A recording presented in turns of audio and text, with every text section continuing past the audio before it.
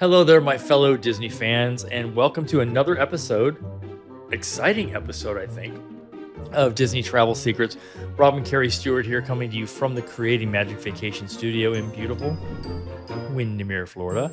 You're listening to episode number 392 with an original air date of August 19th, 2024. And I can't believe that we are just around the corner from the start of this year's Epcot Food and Wine Festival, which starts August 29th and will run through November 23rd. And that is, I think, a little bit shorter than it was last year, but still a great event with plenty of what we call tiny house food emporiums. Is that what we call them now? Tiny homes, yeah. Tiny homes, yes. But this week on today's show, we are sharing what we are most excited about from the D23 Expo announcements. And there were a ton of things. I know some people are like, oh my gosh, I'm so happy. And some people are like, oh my gosh, why are they doing this? Don't worry, Disney's got you. Hello, my friends. This is former Disney Imagineer Hugh Darley, and you're listening to Disney Travel Secrets with my friends Rob and Kerri Stuart. As you can imagine, I have plenty of Disney secrets myself, and I can't wait to share them with you. Let's get this show on the road. Take it away, guys.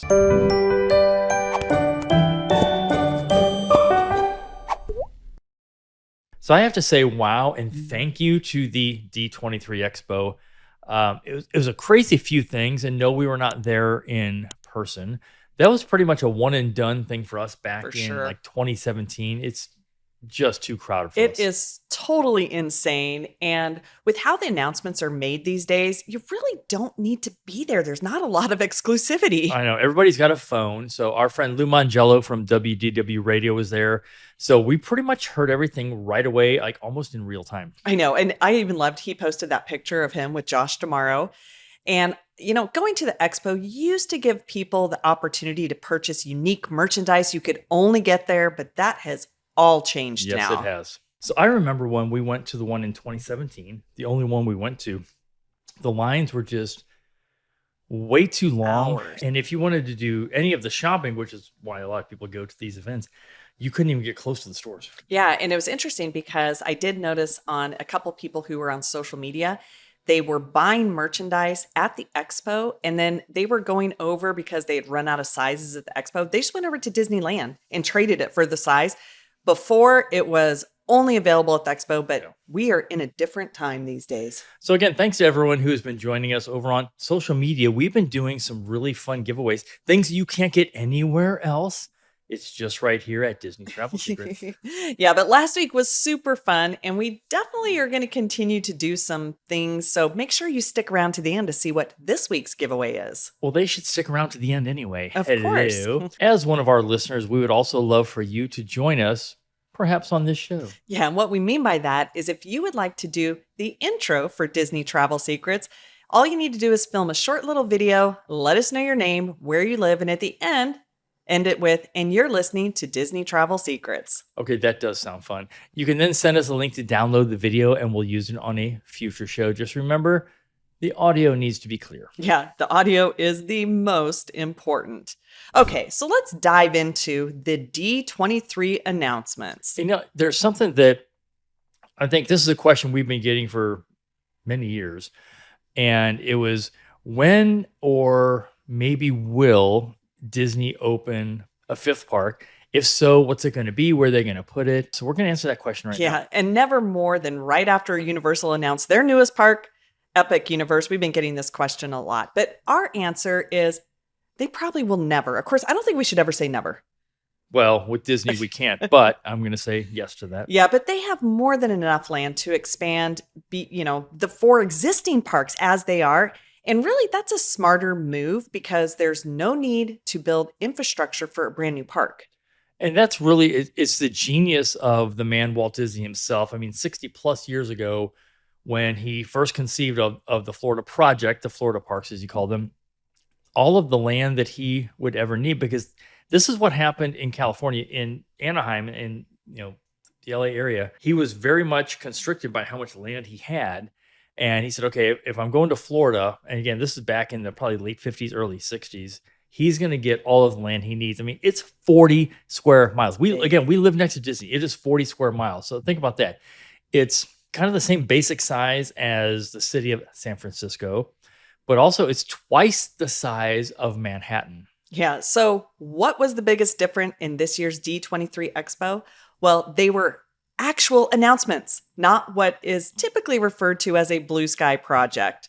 And in Disney speak, those blue skies are things that we would like to, but we just need your opinion first. Exactly. This isn't blue sky. We are going to do all of this. We are doubling the size of Avengers Campus. We're adding 4 more cruise ships to our fleet. We are building a villain's land at the Magic Kingdom.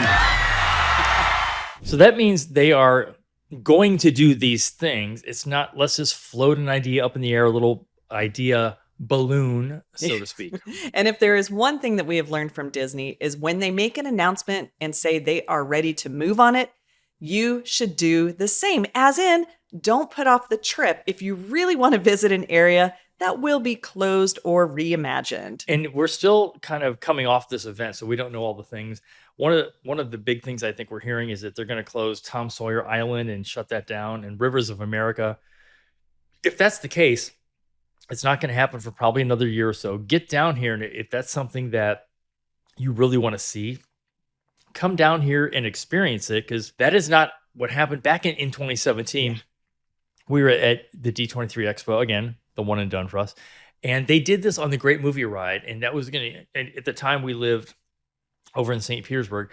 And they said they were going to close it. And it was like 30 days later, it was going to be gone. So we had the opportunity to not only see Great Movie Ride a couple more times, but do a private event on the night that it closed. And again, it was replaced by M2R2. You guys know our abbreviations.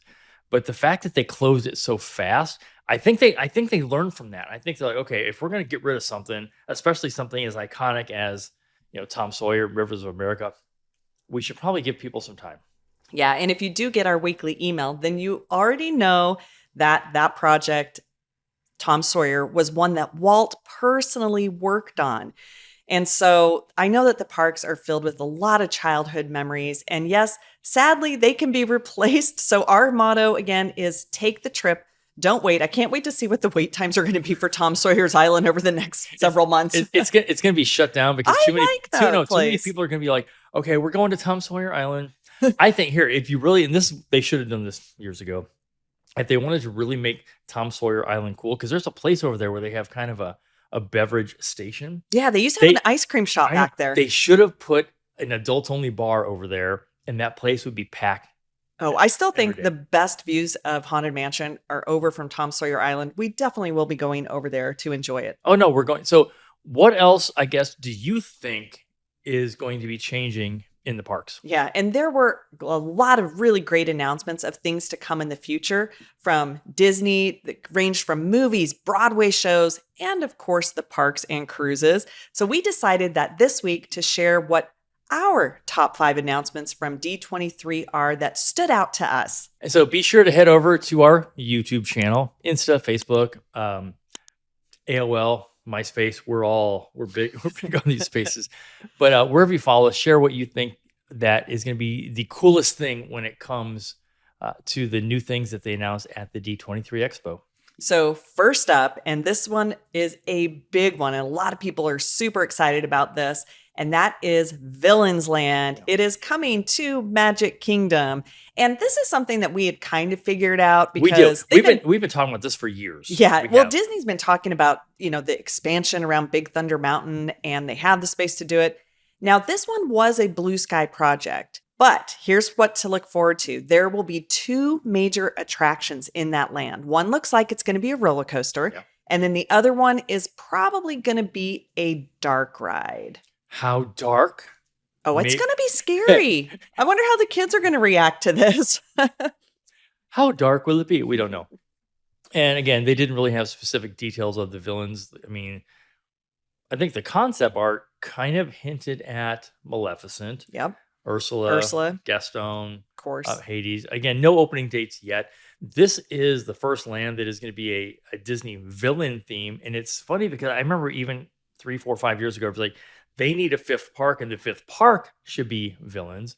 And again, living here as locals, we know they don't need a 5th park. They have the land to do it. Yeah, this it's going to be really cool. Okay, number 2 standout, and this one I think is going to be amazing, and that is Avengers Campus is expanding at Disneyland. I have no idea how they're going to do this because it's already a pretty big area. It is a pretty I big don't know, area. where are they going to go? Yeah, but you know what though? We love Avengers Campus, and I think that it has some of the best character interactions ever. And one of your favorite things. Yeah, they have literally the best candy bar in the world. Yeah, and if you're watching this on YouTube, you can see how intense this is. So I think really this area is, I think the highlight of DCA. They have the best, I think, character interactions. We've done that. Absolutely. We did a private event with an event we went to a couple years ago, and yeah, it's really, really good. So here's a couple things you can look forward to. And one is the Stark Flight Lab, which is going to be a simulated flight experience. So think of Tony Stark and he gets in and it gets spun around. I don't know how I'm going to feel about that one because if you have any motion sensitivity, this one looked a little intense. Again, we don't know yet, but also Avengers Infinity Defense. And this appears to be similar to, I would say, probably Rise of the Resistance. Yeah. And I guess it's a multi-scene adventure where you'll travel to different Marvel locations like Asgard, Wakanda, and even New York City, where who will you confront? It be Thanos. Yeah, that one's going to be pretty fun. Okay, so number 3 of our favorite things that were announced is Disney Cruise Line will be adding 4 new ships. And if that doesn't scream that cruising is the hottest sector of travel, nothing will. Of all the Disney announcements, I think this is probably the one that surprised me the most. Yeah, I mean, Disney knows how to bring stories to life on these cruise ships. The theming is so good. The Broadway shows are incredible. Here's what I think we can expect, though. With the expansion of 4 new ships coming, there will be more of a worldwide presence of Disney Cruise Line, because right now it's pretty much just the Caribbean. Now we do have the ship out of Japan, and then they're occasionally going down to Australia. But for the most part, they haven't really been all over because they are so limited with the number of ships. And so these 4 new ships are going to be delivered between 2027 and 2031. And again, we're not talking about Destiny. We're not talking about Treasure that comes out later this year. These are 4 brand new ships that I think from a Disney standpoint, I was shocked. I didn't know, oh my gosh, they're going to do more ships. I'm like, well, they have 2 new ones coming out. But this shows you literally how unbelievably big the cruise industry has got. Yeah. And what's interesting is that Disney cruises, even though they are a higher price, they just don't compare.